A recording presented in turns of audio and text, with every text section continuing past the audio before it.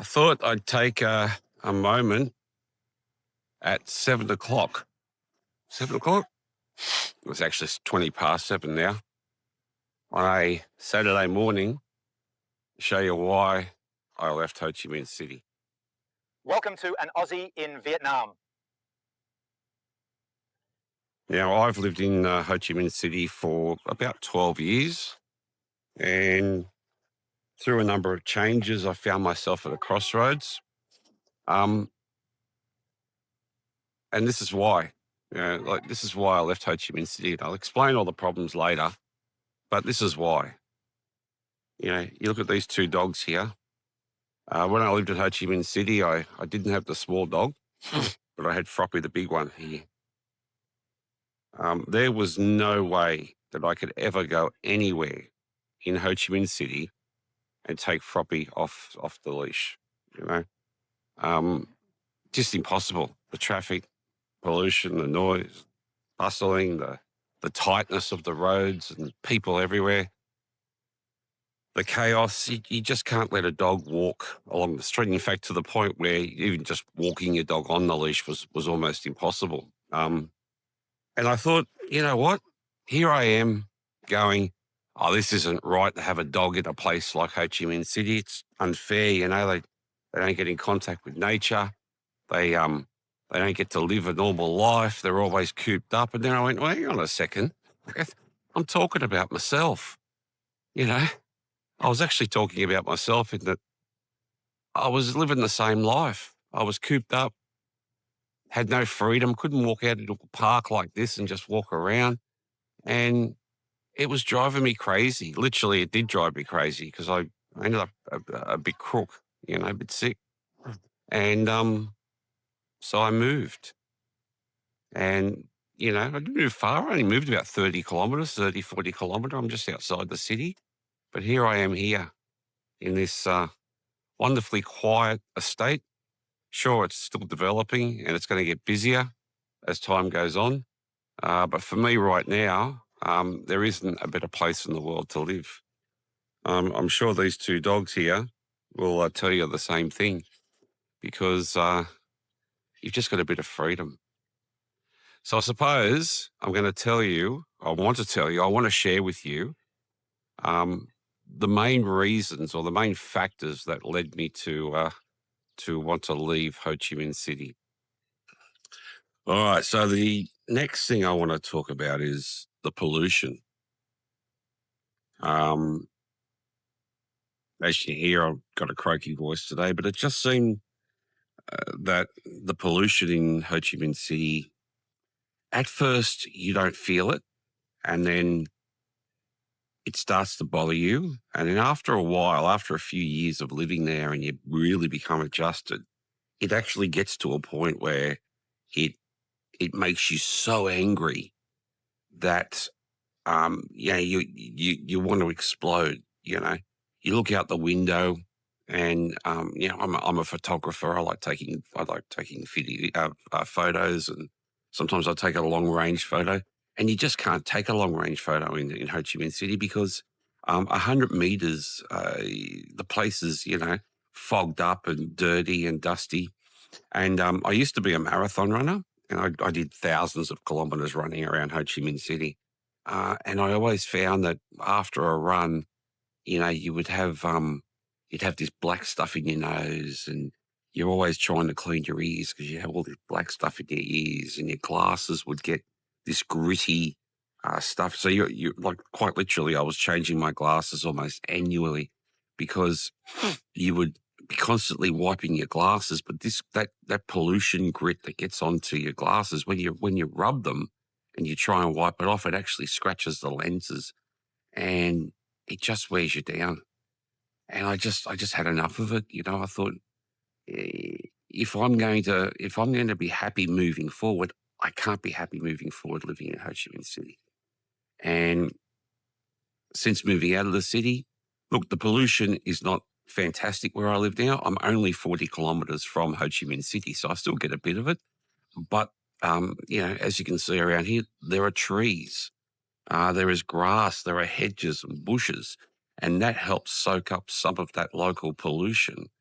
that is around, and also not being in the thick of the city, you're not getting that direct smoke or vapor or pollutants that come straight out of things like motorbikes and the like. So um, it's been a great change. And even though I've got a croaky voice this morning because I've got a cold, I actually got that working in Ho Chi Minh City, believe it or not.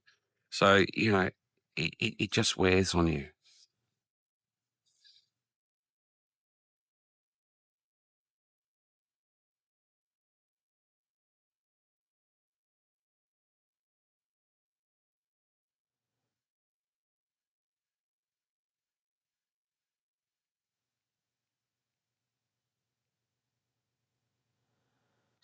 Another reason I left Ho Chi Minh City was convenience. I know it sounds really crazy, but convenience can sometimes be the devil of your soul.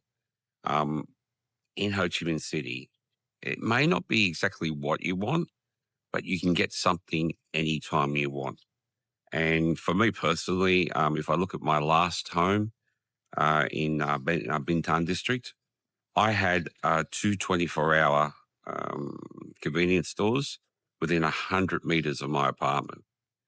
Within 150 meters of my apartment, I had two supermarkets. I had one local market, which stretched for about, I don't know, 60 meters or something down both sides of a small road, and a number of other shops, including two chain restaurants. And in the last 12 months of me living there, a Jillaby did open up 80 meters down the road, even though I don't eat Jillaby. And so what that did was it gave me the opportunity that any time I felt like something, I could get it. Okay, maybe I felt like a pizza and I couldn't get a pizza, but I could get something else. You know, the worst thing for me was alcohol. The supermarket sold alcohol. Both convenience stores sold alcohol. The supermarket across the road sold more alcohol. There was another convenience store, another 50 meters on, that wasn't open 24 hours, but it sold alcohol. There were probably about 10 cafes in the region that didn't sell alcohol, but they sold Coca-Cola. So it was quite easy to buy yourself a bottle of whiskey, go and sit at one of the cafes, order a couple of Coca-Colas and tip them in. Um, it wasn't that I had a drinking problem. It was just that it was just too easy. And it was sometimes the easy option was always the easy option. Um, it sounds like a stupid statement, but there were too many easy options, and it didn't add to the quality of my life. And eventually, I think it played a part in the whole falling down of my entire being in 2025, and it led to the decision to move out of Ho Chi Minh City, and it was the right one. Something I'm really baffled about with Ho Chi Minh City is the um, the imbalance of the financial situation. Vietnam as a country does have a very moderate income base, and the prices of items and housing and key items in Ho Chi Minh City, I think has blown to a point where it's just not sustainable. I've got a good mate who owns a bar, and he tells me of the prices or the increases in the cost of rent in District One across his premises and many others, and there is no financial basis on which you can survive unless you start charging Western prices for Vietnamese items. And I think greed has overtaken the idea of community and the culture. And for me personally, it was no longer a happy place to live and to be part of. Uh, and of course, the obvious one that we all talk about when we talk about Ho Chi Minh City is the traffic. Now, I don't want to talk about the traffic as such. The traffic is pretty obvious. It's not the traffic that's the problem. It's actually the way the traffic interferes with your life.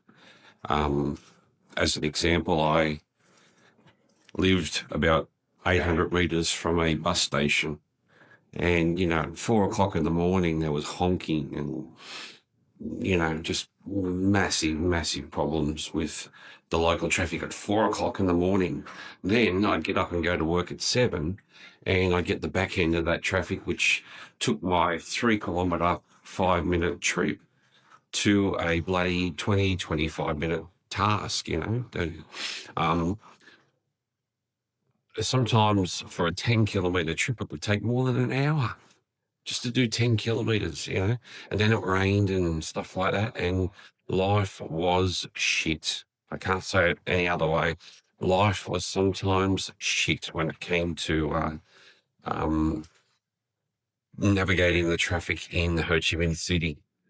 And, okay, yes, it's a big city, and you have to accept the good and the bad of the big city, but when it impacts your life, you need to make a decision. Do you want to be part of that, or do you want to move away? And after 10 years of that,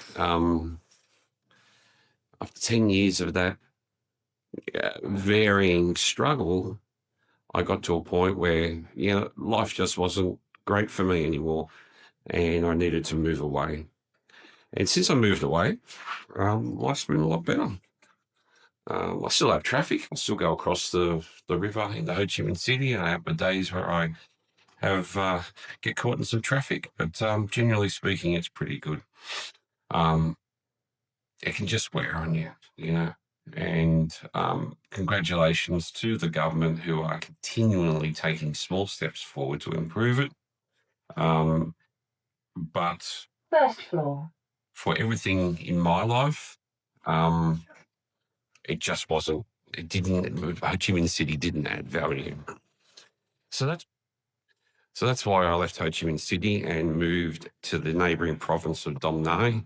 Very happy here, and I really enjoy the fact that we can have the necessities of the city, but just be that little bit away where we can live a peaceful life and, enjoy the small things that we should be able to enjoy. Run around with the dogs and, not have to suffer the constant dangers of traffic and the like. So I'm going home for lunch, and I'm going to enjoy my weekend in this quiet, peaceful neighbourhood in Dom Nai. I'm Ray, an Aussie in Vietnam, and see you again.